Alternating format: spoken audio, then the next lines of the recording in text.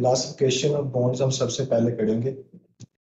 Classification of bonds हम तीन जो है ना बेसिस पे करते हैं। सबसे पहले डेवलपमेंटल क्लासिफिकेशन, और सेकंड पे है रीजनल क्लासिफिकेशन, और थर्ड पे है classification according to size and shape. First one वाली जो है वो हम डेवलपमेंट के लिहाज से देखते हैं कि हम उसे किस तरीके से डिवाइड कर सकते हैं कि बॉन्ड्स की डेवलपमेंट किस तरीके से होती है। रीजनल क्लासिफिकेशन में हम उसे डिवाइड करते हैं कि वो कौन से रीजन में बॉन्ड प्रेजेंट है, और थर्ड में हम देखते हैं कि उस बॉन्ड का साइज और शेप क्या है, उसकी बेस पे हम उसे क्लासिफाई करते हैं। सबसे पहले हम स्टडी करेंगे डेवलपमेंटल क्लासिफिकेशन ऑफ बॉन्ड्स को। डेवलपमेंटल क्लासिफिकेशन जो हमारे पास है वो तीन तरह की हो सकती है। मेम्ब्रेनस बॉन्ड्स होती हैं, कार्टिलेजिनस बॉन्ड्स होती हैं, और थर्ड में हमारे पास होती है मेम्ब्रेनो कार्टिलेजिनस बॉन्ड्स। अच्छा, मेम्ब्रेन बॉन्ड्स का देखें। सबसे पहले मेम्ब्रेन बॉन्ड जो आपके पास है वो आपका नाम से शो हो रहा है कि इनका जो ओरिजिन होगा वो मेम्ब्रेन के रिलेटेड होगा। और कार्टिलेजिनस जो हमारे पास बॉन्ड्स है उनका जो ओरिजिन होगा वो आपको कार्टिलेज के रिलेटेड मिलेगा। Develop in the membranous sheets formed by the condensation of mesenchyme। membranous जो bonds हमारे पास होती हैं वो membranous sheets की फॉर्म में डेवलप होती हैं, और ये बनती कैसे हैं? कंडेंसेशन ऑफ mesenchyme से। mesenchyme में जब कंडेंसेशन होती है तो हमारे पास जो bonds है वो membranous sheets बना लेती है, और इस तरह के bonds को हम कहते हैं कि membranous bonds हैं। जबकि जो cartilaginous bonds होती हैं इनमें क्या होता है कि इनमें फर्स्ट ऑफ ऑल कार्टिलेज बनता है, फिर वो कार्टिलेज जो होता है ना वो फिर कन्वर्ट हो जाता है बोन में। Develop in the preformed motors of the hyaline cartilage. तो इंटरेस्टिंग पॉइंट है आपके लिए कि बोन्स हमारे पूरे में जो होते हैं, बोन्स जो हमारे पास है वो हार्ड है, शुरू से बोन्स है, जबकि ऐसा नहीं है। जो हमारे पास कार्टिलेजिनस बोन्स है जो फर्स्ट होती है ना, शुरू में ये हाइलाइन कार्टिलेज एक मॉडल होता है, फिर वो जो कार्टिलेज है वो कन्वर्ट हो जाता है बोन में। और थर्ड में हमारे पास बची होती है मेम्ब्रेन और कार्टिलेजिनस बोन्स। ये जो होती हैं ये मिक्सचर होती हैं, develop partly in the membrane and partly in the cartilage. अच्छा, इनके एग्जांपल्स इंपॉर्टेंट है। मेम्ब्रेनस बोन्स के एग्जांपल में आपके पास आती हैं flat bones of the skull, bones of the face. जो आपके पास स्कल के फ्लैट बोन्स है वो आ जाएंगे, और इसके अलावा जो फेशियल बोन्स है वो एग्जांपल है मेम्ब्रेनस बोन्स की। जबकि जो कार्टिलेजिनस बोन्स आपके पास हैं वो काफी ज्यादा होंगी। लाइक आप जो लीव्स हैं वो कार्टिलेज पहले होती हैं, फिर वो कन्वर्ट हो जाती हैं हमारे पास बोन के अंदर। फिर इसके अलावा जो वर्टिब्रा है वो भी कार्टिलेजिनस बोन्स के अंदर आते हैं। इसके अलावा बोन्स ऑफ लिम्स जो हमारे पास अपर लिम्ब है, लोअर लिम्ब है, उसकी जो सारी बोन्स है वो भी जो हमारे पास स्टार्टिंग में होता है उनका एक हाइलाइन कार्टिलेज मॉडल होता है, फिर वो विद टाइम जो हमारे पास है वो बोन्स में कन्वर्ट हो जाता है। जो मेम्ब्रेनो कार्टिलेजिनस बोन्स है उसकी एग्जांपल्स में हमारे पास है occipital bone, temporal bone, sphenoid bone, mandible and clavicle. So membranes bones हमारे पास होती हैं, ये मेम्ब्रेन शीट्स की फॉर्म में होती हैं, मेसेनकाइम से बनती हैं। इसके एग्जांपल्स हैं स्कल की फ्लैट बोन्स और फेशियल बोन्स। कार्टिलेजिनस बोन्स हमारे पास जो होती हैं, फर्स्ट हमारे पास एक हायरिंग कार्टिलेज का मॉडल होता है, फिर वो कन्वर्ट हो जाता है बोन में। इसकी एग्जांपल्स हमारे पास हैं रिब्स है, वर्टिब्रा है, इसके अलावा अपर लिम्ब की बोन्स हैं, लोअर लिम्ब की बोन्स हैं। जो मेम्ब्रेनो कार्टिलेजिनस बोन्स हैं हमारे पास वो एक मिक्सचर है मेम्ब्रेनस का और कार्टिलेजिनस बोन का। इसमें जो एग्जांपल्स याद करने वाली वो है occipital bone, temporal bone, sphenoid bone, mandible and clavicle. तो ये क्लासिफिकेशन है based on the developmental classification. जो डेवलपमेंट है ना उसके बेस पे किस तरीके से जो बोन है वो डेवलप करती है। एग्जाम में वो आपको क्वेश्चन बना के दे सकता है कि आप बताएं कि जो बोन्स ऑफ लिम्स हैं वो किस तरीके से उनकी क्लासिफाई आप लोग उसे करेंगे on the basis of development. MCQ उसने दिया होगा मेम्ब्रेनस बोन का, मेम्ब्रेनो कार्टिलेजिनस बोन्स का, कार्टिलेजिनस बोन्स का। इसके अलावा कोई और उसने दिया होगा तो आपने जो करेक्ट मार्क करना है वो आपने करना होगा कि ये हमारे पास कार्टिलेजिनस बोन्स होते हैं। सो इस तरीके से वो एमसीक्यू बना के दे सकता है। सो फर्स्ट वन हमारी जो क्लासिफिकेशन है वो कंप्लीट है डेवलपमेंट की बेस पे। अब हम देखते हैं उसकी रीजनल क्लासिफिकेशन। तो बोन्स को हम रीजन के लिहाज से किस तरीके से क्लासिफाई कर सकते हो, ये तो आपको पहले से पता होगा। रीजन की बेस पे हम पढ़ सकते हैं कि एक्सियल स्केलेटन, और इसके अलावा जो हमारे पास है अपेंडिकुलर स्केलेटन, जो कि हम लास्ट 2 लेक्चर्स में बिल्कुल कंप्लीट हमने अपना कर लिया था। एक्सियल स्केलेटन मैंने आपको बताया था जो सेंटर में होगा, अपेंडिकुलर स्केलेटन वो होगा जो साइडों पे अपेंडिजेस निकले होंगे। एक्सियल स्केलेटन की बोन्स में मैंने आपको करवाया था skull bones, ossicles of the middle ear, rib cage, sternum, vertebral column. Appendicular skeleton में आपके पास अपेंडिजेस आ जाती हैं, लाइक आपका अपर लिम्ब आ जाता है और आपका लोअर लिम्ब आ जाता है। तो ये आपके पास रीजनल क्लासिफिकेशन। रीजनल क्लासिफिकेशन में हमारे पास further two types of bones हैं, एक्सियल स्केलेटन की बोन्स और अपेंडिकुलर स्केलेटन की बोन्स। इसके बाद आ जाएंगे classification according to size and shape. ये जरा आपके लिए न्यू थिंग होगी, तो इसे जरा आप जरा जो है गौर से सुन लें कि साइज और शेप की बेस पे आप किस तरीके से जो बोन्स हैं उन्हें आप क्लासीफाई कर सकते हैं। So according to size and shape, first हम देखते हैं लॉन्ग बोन्स को। लॉन्ग बोन्स का जैसा कि नाम से जाहिर हो रहा है कि लॉन्ग बोन्स है, यानी कि इनकी जो लेंथ होगी वो ज्यादा होगी। Have cylindrical shaft and two expanded smooth and articular ends। हमारे पास जिसकी शाफ्ट है सिलेंड्रिकल होगी और इसके अलावा हमारे पास जो इसके एंड्स होंगे वहां पे हमारे पास स्मूथ और आर्टिकुलर हमारे पास जो है वो उसके एंड्स होंगे। तो ये हमारे पास लॉन्ग बोन्स की निशानी होगी। इसके अलावा लॉन्ग बोन्स आप फर्दर टू कैटेगरीज में डिवाइड कर सकते हैं, टिपिकल लॉन्ग बोन्स में और मिनिएचर लॉन्ग बोन्स में। जो टिपिकल लॉन्ग बोन, जैसा कि नाम से जाहिर है, जो आपको सबसे पहले ज़हन में आएगी कि जो टिपिकल एक लॉन्ग बोन होगी, लाइक आपकी जो फीमर की बोन है वो इतनी आपकी जो बॉडी है उसके अंदर सबसे बड़ी बोन यही है, फीमर की है, तो वो आपका टिपिकल लॉन्ग बोन है। टिपिकल लॉन्ग बोन में क्या आता है, पोजेसिस कंसीडरेबल लेंथ, उसकी लेंथ है वो काफी ज्यादा होती है, like humerus, radius, ulna, femur, tibia, fibula. ये आपके पास आ जाएंगी टिपिकल लॉन्ग बोन्स में। इसके अलावा मिनिएचर लॉन्ग बोन्स है, तो ये नाम से जाहिर हो रहा है कि उनका जो साइज होगा वो छोटा होगा। होंगी वो लॉन्ग बोन्स लेकिन उनका जो साइज होगा ना वो छोटा होगा। इसमें कह रहा है पोजेसिव शॉर्ट लेंथ है, वो लेंथ वाइज बड़ी है, लॉन्ग बोन्स हैं, लेकिन उससे अगर आप कंपेयर करते हैं ना टिपिकल लॉन्ग बोन के साथ, तो तब वो जो उनकी लेंथ है वो आपको छोटी लगेगी। इसमें एग्जांपल्स देखें आप the metacarpals, phalanges of the hand foot, इसके अलावा मेटाटार्सल्स। ये आपने एग्जांपल इसके लिए याद कर लेना। लॉन्ग बोन्स में आपको बता रहा हूँ, लॉन्ग बोन्स में हमारे पास जो लेंथ है वो ज्यादा होगी। इसमें हमारे पास टू कैटेगरीज हैं, टिपिकल लॉन्ग बोन और miniature long bone. Typical long bone में आपकी आ जाती है humerus, femur, radius, ulna, tibia, fibula. लेकिन मिनिएचर लॉन्ग बोन्स में आपके पास आ जाती है metatarsals, metacarpals, phalanges of the hand and foot. अच्छा, लॉन्ग बोन्स हो गया, तो उससे बात हम करते हैं जी शॉर्ट बोन्स। शॉर्ट बोन्स में क्या होगा, शॉर्ट बोन्स में जो उसकी लेंथ एंड विड्थ है, जो हमारे डायमेंशंस हैं वो ऑलमोस्ट इक्वल होंगे, शॉर्ट होंगे, have same dimension in the length, width, thickness, but are usually irregular। उनके जो dimensions है वो almost same होते हैं, इसी वजह से वो short bones होती हैं। इसमें examples हमारे पास कौन सी हैं, carpal bones, वो short bones हैं। इसमें इसके अलावा हमारे पास कौन सी हैं, tarsal bones, वो भी हमारे पास short bones हैं। तो लॉन्ग बोन और शॉर्ट बोन को याद करने का तरीका ये है कि आप अपने अपर लिम्ब से जो है स्टार्ट हो जाए प्रोक्सिमल एंड से और नीचे आते जाएं। देखिए टिपिकल लॉन्ग बोन आपके पास सबसे पहले आएगी, प्रोक्सिमल आपके पास है ना वहां से स्टार्ट हो, प्रोक्सिमल स्टार्ट होंगे आपके पास सबसे पहले क्या आएगी, ह्यूमरस। ह्यूमरस के बाद आपके पास आ जाएंगे रेडियस, अल्ना, ये आपके पास टिपिकल आ जाएंगे। फिर आप फर्दर आ जाएंगे, फर्दर आपके पास आ जाएंगे जी, आपके पास कार्पल्स आ जाएंगे और आप कार्पल्स आ जाएंगे, वो आपके पास है शॉर्ट बोन। कार्पल से आगे चले जाएं तो आपके पास मेटाकार्पल्स आ जाएंगे और फ्लिंजेस आ जाएंगे, वो आपके पास होंगी मिनिएचर लॉन्ग बोन्स। सो शुरू प्रोक्सिमल से करें typical long bone, typical long bone के बाद आपके पास आ जाएगी शॉर्ट बोन, शॉर्ट बोन्स के बाद आपके पास आ जाएगी मिनिएचर लॉन्ग बोन्स। तो इस सीक्वेंस अगर मैं सीक्वेंस में अगर आप याद करते हैं तो आपको ये चीज भूलेगी नहीं। इसी तरीके से लोअर लिम्ब में भी आप कर सकते हैं। लोअर लिम्ब में टिपिकल लॉन्ग बोन आपके पास क्या होगी, फीमर, फीमर से नीचे आएंगे टिबिया फिबुला आ जाएगी, टिबिया फिबुला से नीचे आएंगे मेटा, आपके पास टार्सल आ जाएंगे, टार्सल आपके पास शॉर्ट बोन्स होगी, टार्सल से आगे फर्दर आ जाएंगे आपके पास मेटा टार्सल आ जाएंगे और फ्लिंजेस आ जाएंगे, वो कैटेगरी में आ जाएगी मिनिएचर लॉन्ग बोन्स।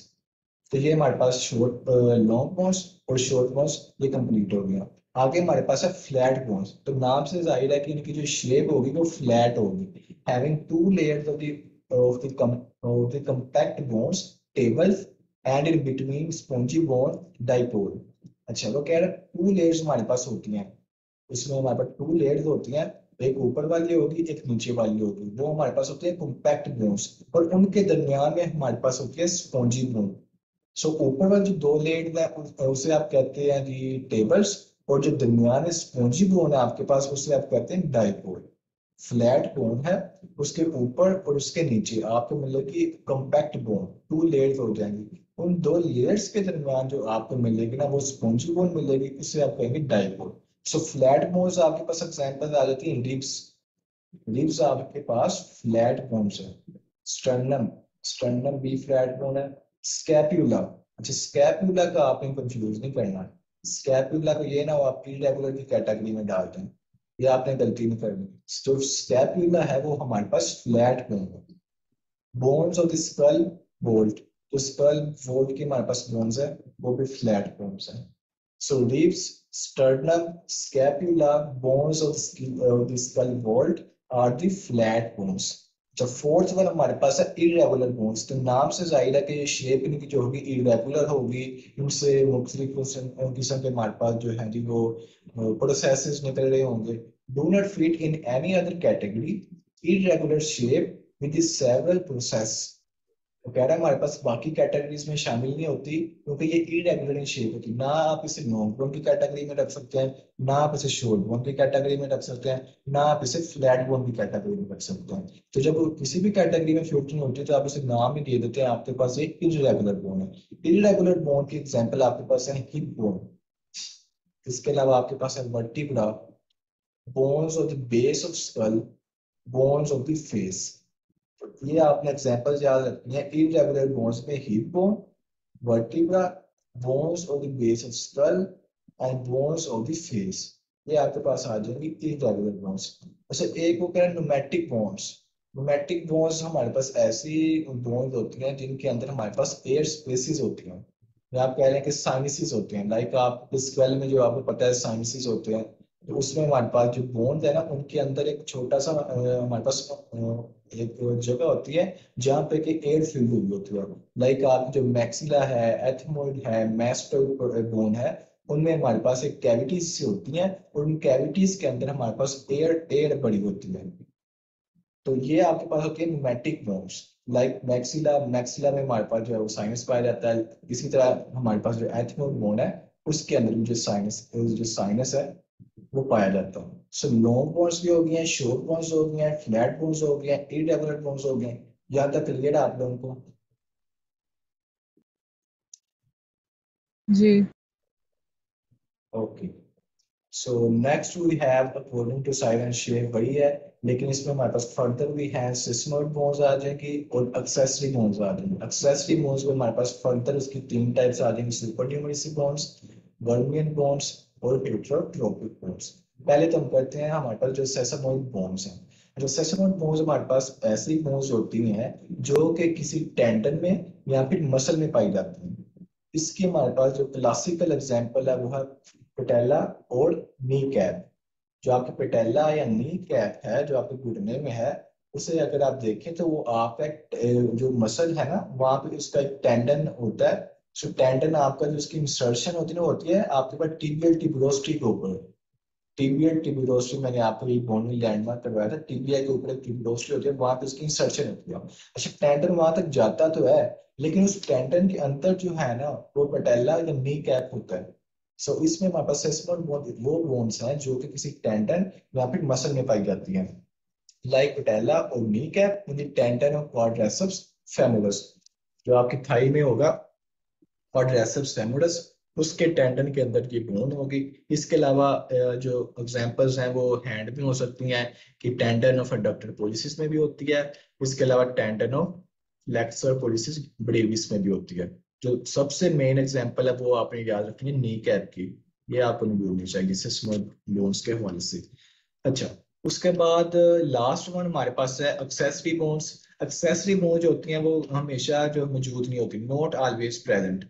इनमें हमारे पास फर्दर थ्री कैटेगरीज हैं, सुपरन्यूमरसी बोन्स, वर्नियर बोन्स और suture bones, and third one is the heterotrophic bones. अच्छा सबसे पहले हम देखते हैं सुपरन्यूमरसी हमारे पास बोन्स है वो क्या है। Extra secondary ossification centre appears in bone which does not fuse with the main bone mass। तो कह रहा है हमारे पास ओसिफिकेशन सेंटर्स होते हैं, इसकी आगे बात आएगी, लेकिन उम्मीद है आप लोगों को इसका पहले से आइडिया होगा ओसिफिकेशन सेंटर का। आपके पास लाइक एक लॉन्ग बोन है ना, तो उसके अंदर ओसिफिकेशन सेंटर्स होते हैं जहाँ से बोन की ग्रोथ होती है।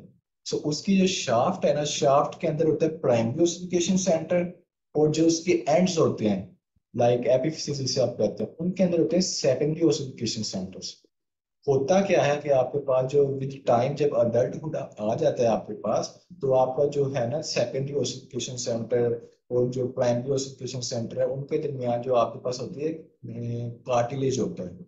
जब तक वो कार्टिलेज प्रेजेंट होता है आपकी बोन्स की ग्रोथ होती रहती है।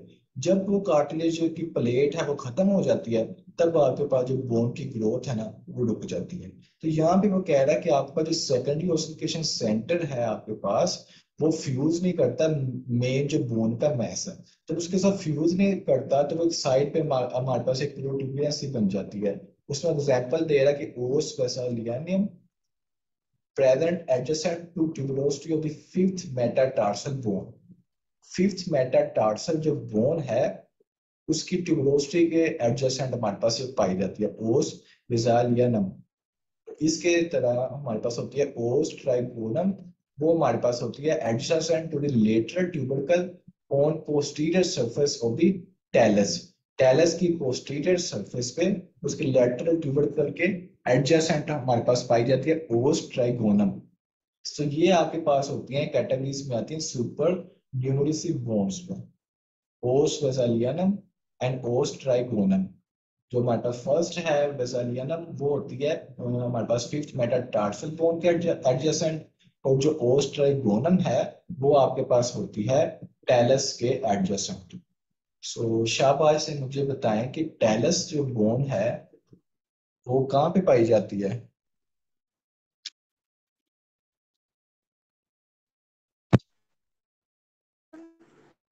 किस जगह पे होती है टेलस बोन?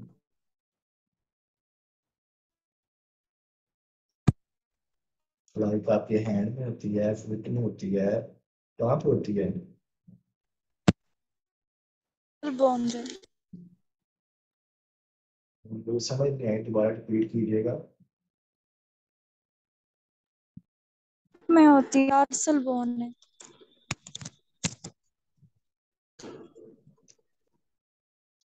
ये आपके पास आती हैं टार्सल बोन्स जो होती है ना, टार्सल आपके पास जो सेवन टार्सल्स होते हैं आपके फुट के अंदर, तो वहां पे हमारे पास ये टेलस होती है। और इसके अलावा जो मेटाटार्सल है वो भी आपके फुट के अंदर पाई जाती है। ठीक है। तो नेक्स्ट हमारे पास है वर्निंग बोन और सूचरल बोन। ये सारे जो है ना ये एमसीक्यूज के हवाले से बहुत ही इंपॉर्टेंट बातें हैं, तो ये आपने लाजमी याद कर देना है। ये आसान सी छोटी छोटी बातें लेकिन आती है एमसीक्यूज में। वर्नियन बोन और सूचरल बोन। अच्छा, अब ये जो बोन है ना ये हमारे पास जो सूचर्स होते हैं, तो मैंने सूचर्स आपको बताए थे क्रेनियम में, तो शाबाश से वो सूचर्स के नाम भी बताएं कौन से होते हैं सूचर्स क्रेनियम के अंदर।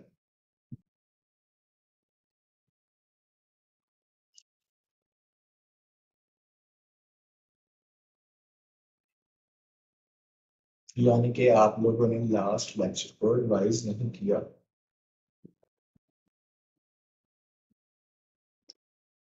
सूचर्स मुझे, चलो एक सूचर का नाम बता दें जो आपकी क्रेनियम में पाया जाता है।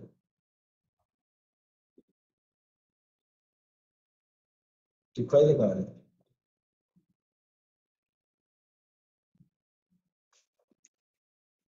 चलिए ठीक है, मैं बताता हूँ आपको, लेकिन लिम्बॉइड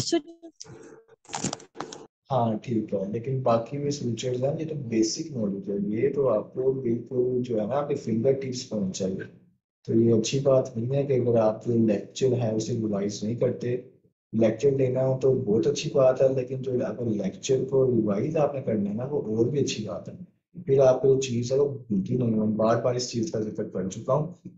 सो सूचर्स मैंने आपको बताए थे कि आपके जो होता है स्कल में, वो शुरू जब बेबी न्यू बोर्न बेबी होता है उसमें सूचर्स नहीं होते, उसमें फॉन्टेनेल्स होते हैं।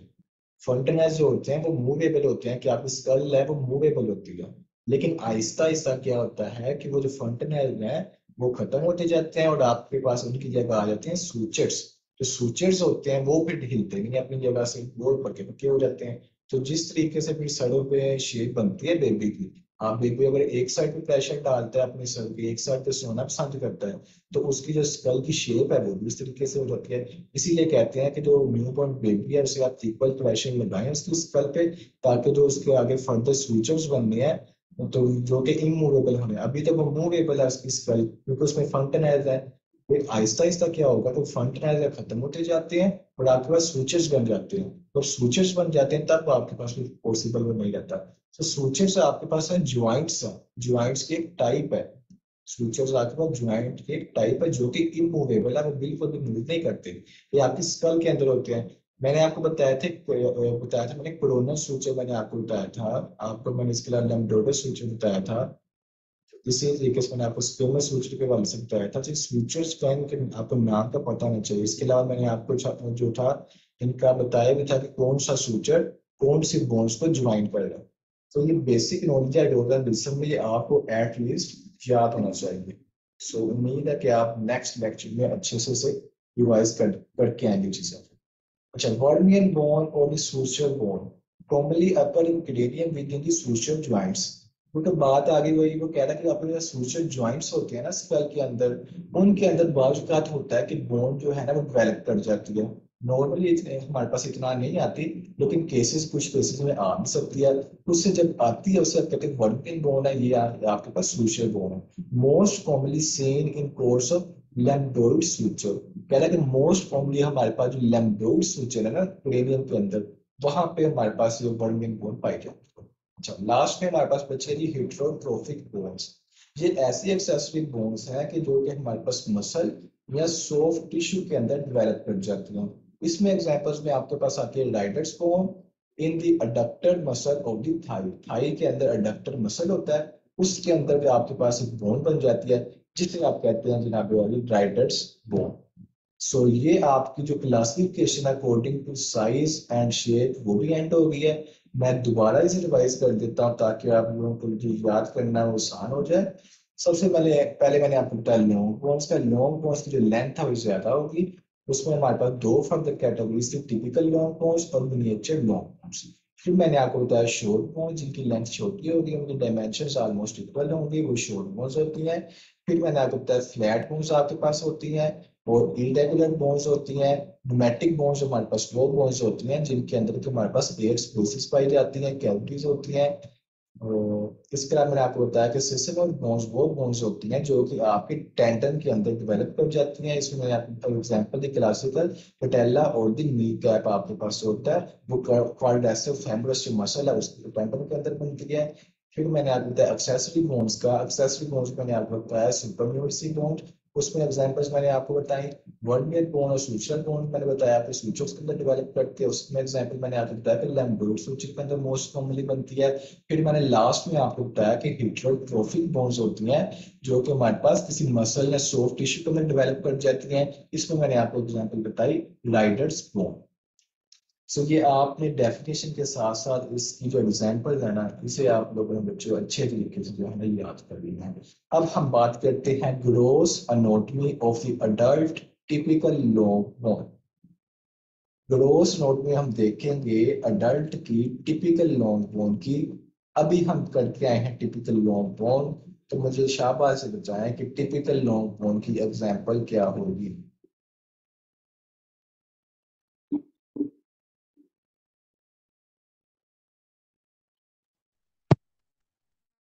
ulna tibia fibula femur ठीक है, शाबाश, वेरी गुड। फीमर आ जाएगी, ह्यूमरस आ जाएगी, टिबिया फिबुला रेडियस अल्लाह, ये हमारे पास आ जाएगी टिपिकल अडल्ट ब्रोंकोस में। अच्छा, अब हम इसका ना स्ट्रक्चर जो है ना समझते हैं। ये बेसिक नॉलेज है, ये आपको पता होना चाहिए। टिपिकल अडल्ट जो लॉन्ग बोन है ना, वो कंसिस्ट होती है टू मेन पार्ट्स पे। एक होती है उसकी शाफ्ट, या उसे आप कहते हैं डायफिस। और दूसरी आपके पास उसके दो एंड्स होते हैं जिसे आप कहते हैं एपिफिस।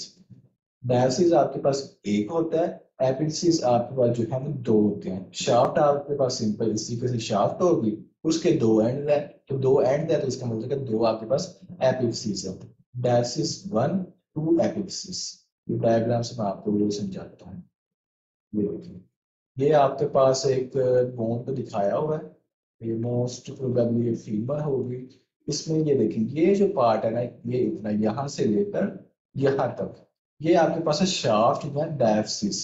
ये आपके पास जो है ना ये एंड्स, इसे आप कहते हैं एपिफिस, ये एंड और यहाँ पर भी एंड है। और इसे आप कहते हैं एपिफिस। तो दो हमारे पास एपिफिस हो गए और एक हमारे पास उसकी शाफ्ट होगी, या फिर हमारे पास उसे कहते हैं डायफिस। अच्छा, ये इसकी ग्रोथ है का मैकेनिज्म बताया होगा कि किस तरीके से आपके पास ग्रोथ होती है। तो मैं आपको पीछे बता के आया कि बोन की डेवलपमेंट का मेथड कार्टिलेजिनस बोन। मैंने आपको कहा था कि कार्टिलेजिनस बोन ऐसी बोन होती है जो कि पहले कार्टिलेज का मॉडल होता है, फिर वो मॉडल है वो आपके पास कन्वर्ट हो जाता है एक प्रॉपर बोन में। ये देखें, अब ये आपके पास एक कार्टिलेज का मॉडल है, हायालिन कार्टिलेज का मॉडल है, इससे हमने बनानी है अडल्ट बोन। इसमें चेंजेस आप देखते जाइएगा। चेंजेस आपके पास यहाँ पे आ रही हैं जी, इसमें क्या paddy osteal and paddy osteal folder आपके पास बन गया है। इसके साथ साथ जो ब्लड सप्लाई है वो भी स्टार्ट हो गई है। अच्छा, बोन्स के वाले से याद रखना है कि बोन्स जो है आपके पास प्रॉपर ब्लड सप्लाई होती है। ये नहीं होता कि बोन्स को आपके पास ब्लड सप्लाई नहीं होती, उनकी प्रॉपर आपके पास ब्लड सप्लाई होती है बोन्स की। अच्छा, प्राइमरी ओसिफिकेशन सेंटर अपीयर होगा। प्राइमरी ओसिफिकेशन सेंटर आपके पास सबसे पहले अपीयर होता है, इसलिए तो आपसे प्राइमरी कह रहे हैं। जो सेकेंडरी ओसिफिकेशन सेंटर है ना वो बाद में अपीयर होते हैं। फर्स्ट आपके पास जो है वो प्राइमरी ओसिफिकेशन सेंटर अपीयर होता है। प्राइमरी ओसिफिकेशन सेंटर का मतलब क्या है कि यहाँ से आपकी जो बोन है वो बनना स्टार्ट होगी।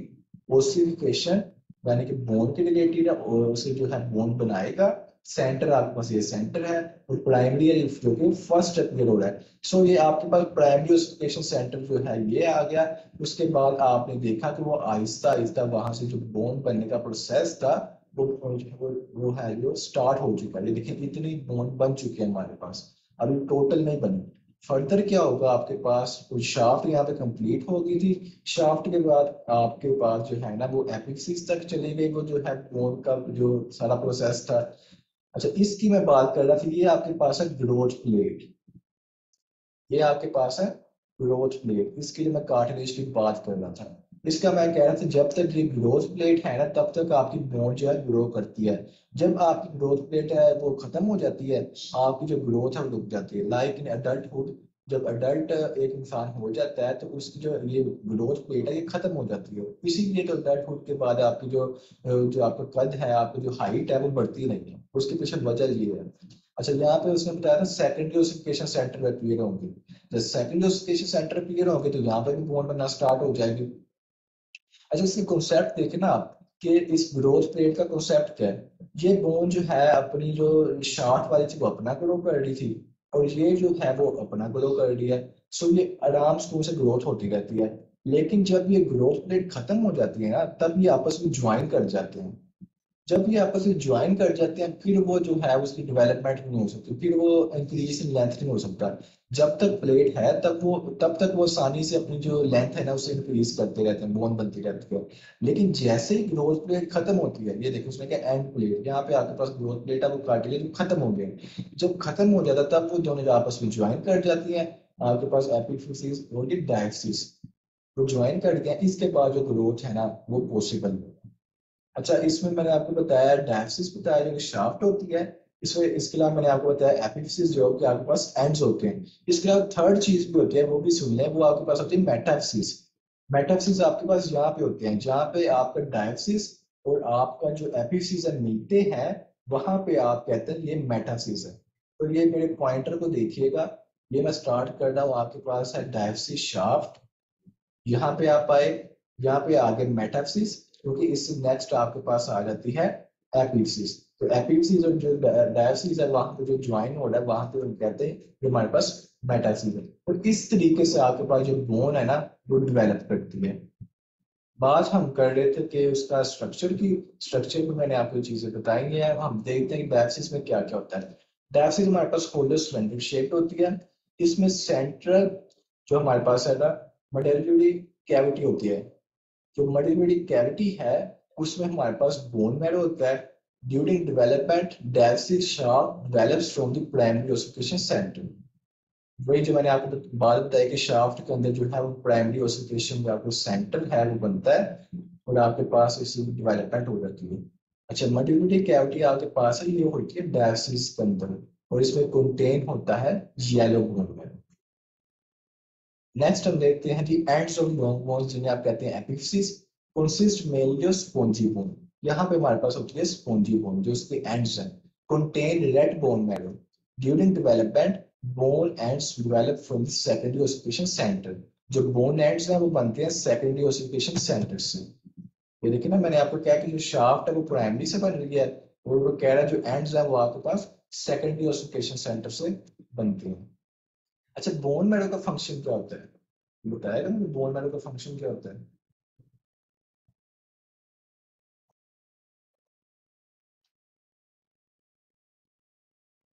Bond function.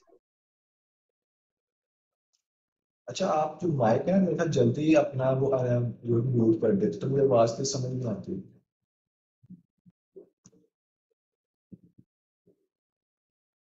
क्या बताया आपने?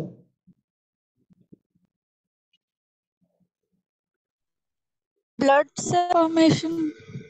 जी ठीक है, आपने हमारे पास जो बोन मैरो है उसके अंदर जो मेटोपोइसिस का प्रोसेस होता है, मेटोपोइसिस हम कहते हैं, जो आपके पास ब्लड। स्पॉन्जी और विस्कस। स्पॉन्ज। जी बिल्कुल, स्पॉन्जी बोन में होगा, तो स्पॉन्जी बोन में हमारे पास जो है वो रेड बोन मैरो होता है। तो रेड बोन मैरो हमारे पास जो होता है वो फंक्शनल बोन मैरो होता है। वो फंक्शनल बोन मैरो के अंदर हेमेटोपोइसिस होती है। हेमेटोपोइसिस हमारे पास होती है सेल्स जो हमारे पास है उसकी production, like red blood cells, like डब्ल्यूबीसीज, लाइक प्लेटलेट्स। सो जो आपके पास येलो बोन मैरो है ना, जो कि आपके पास जो है वो शाफ्ट के अंदर होता है, वो आपके पास एक फैट होता है। वो उसका इतना रोल नहीं होता खास, वो बस ऐसे ही पड़ा रहता है, नॉन फंक्शनल होता है। जो आपके पास स्पॉन्जी बोन है, जो एंड्स है एपिफिस है, वहां पे आपके पास रेड बोन मैरो होता है, और वो आपका जो बोन मैरो है वो फंक्शनल होता है। और एज के साथ साथ जो आपका है ना वो येलो बोन मैरो की जो क्वांटिटी है वो फैट ही होता है एक किस्म का, वो बढ़ना स्टार्ट हो जाता है।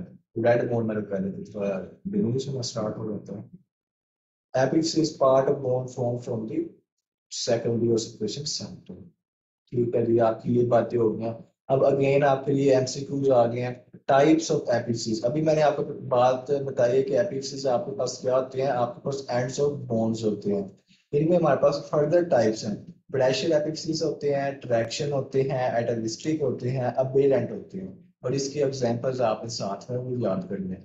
प्रेशर एपिफिस आपके पास होते हैं, उसकी एग्जांपल में आती है head of femur and head of humerus. तो ये जो आसान काम हो गया कि नाम भी उसका प्रेशर एपिफिस है, और उसमें जो एग्जांपल्स हैं वो भी हमारे पास आ रही है कि हेड ऑफ ह्यूमर है और हेड ऑफ ह्यूमरस है।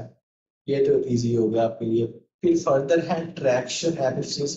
उसमें एग्जांपल्स क्या है? Greater and lesser trochanter of humerus, greater and lesser tubercle of humerus. चलें, ये भी आपके लिए आसान हो गया ट्रैक्शन एपिफिस को करना। ह्यूमर की बात इसने कर लिया और ह्यूमरस की बात कर लिया। उसमें जो ट्रोकेंटर है और नीचे ट्यूबरकल है, वो आपके पास एग्जांपल है ट्रैक्शन एपिफिस। तो बच्चों याद करो, जो मैंने आपको ये अपेंडिकुलर स्केलेटन करवाया था, मैंने आपको फ्यूमर का, ह्यूमरस का मैंने आपको बोनी लैंडमार्क्स बताए थे। ह्यूमरस का मैंने आपको बताया था उसके प्रोक्सिमल एंड पे, यानी कि उसके एपिफिस पे आपके पास जो है वो टिम्बरकल्स होते हैं, यहाँ पर ट्रोकेंटर्स होते हैं। तो वो आपके पास जो है वो ट्रैक्शन एपिफिस है। जो आपके पास प्रॉपर जो पूरा हेड है फीमर का और ह्यूमरस का, वो आपके पास प्रेशर एपिफिस है। जबकि जो ट्यूबरकल ट्रोकेंटर्स हैं वो आपके पास ट्रैक्शन एपिफिस है। एटॉमिस्टिक एपिफिस अब आपके पास होते हैं पूरा कोई प्रोसेसर स्कैपुला, इसे तो रटा हमारे। एटॉमिस्टिक एपिफिस आपके पास एग्जांपल में क्या है? पूरा कोई प्रोसेसर स्कैपुला, जो भी मैंने आपको बताया था, पूरा कोई प्रोसेसर आपके पास स्कैपुला के ऊपर होता है। अब बेरेंट एपिफिस में आपके पास कौन सी एग्जांपल आती है जी? Head of first metacarpal and basis of the some other metacarpals. जो फर्स्ट मेटाकार्पल का हेड है वो अपेरेंट एपिफिस है, और इसके अलावा जो बाकी मेटाकार्पल्स हैं उनकी जो बेसिस है वो एग्जांपल है आपके पास अबेडेंट एपिफिस की। सो अब हमारा थोड़ा सा रह गया मजीद 10 मिनट लगेंगे आई थिंक सो, 5 से 10 मिनट। तो मीटिंग अगर तो एंड हो जाएगी, आप दोबारा ज्वाइन कर लीजिएगा। जहां तक आपको जो है कोई क्वेश्चन हो, जहां तक बोन्स के रिलेटेड।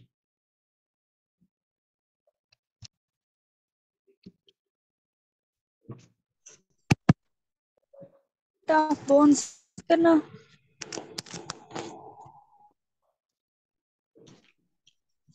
कई बार आपकी आवाज कटती है, मुझे समझ नहीं आती। डेवलपमेंट ऑफ बोन्स नहीं करना। क्या नहीं करना? कौन सी बोन्स नहीं करनी?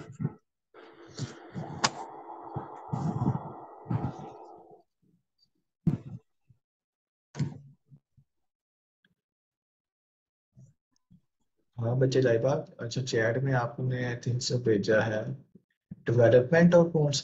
डेवलपमेंट ऑफ बोन्स का मैंने आपको ओवरव्यू दे दिया है ना, डेवलपमेंट किस तरीके से बोन्स की होती है।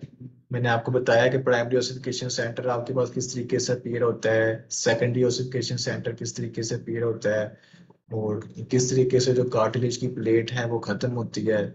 तो वो मैंने आपको ओवरव्यू दे दिया। बाकी कोई मजीद अगर बात है तो वो आप उसके हवाले से पूछ सकते हैं, वो मैं आपको बता देता हूँ।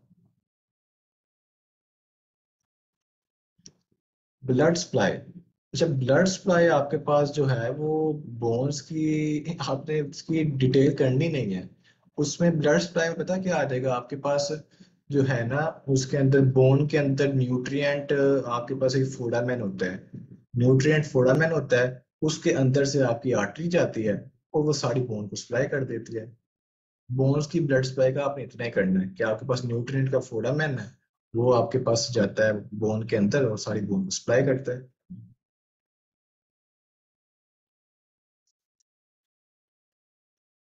ओस्टियोजेनेसिस आपके पास यही है ना, डेवलपमेंट ऑफ बोन्स के बोन्स बनती किस तरीके से हैं, वो मैंने आपको इसके मेथड्स बताए हैं। आपके पास मेम्ब्रेनस बोन्स होती हैं, कार्टिलेजिनस बोन्स होती हैं, मेम्ब्रेनो कार्टिलेजिनस बोन्स होती हैं। जो मेम्ब्रेनस बोन्स है वो आपके पास मेसेनकाइम कंडेंसेशन से बनती हैं।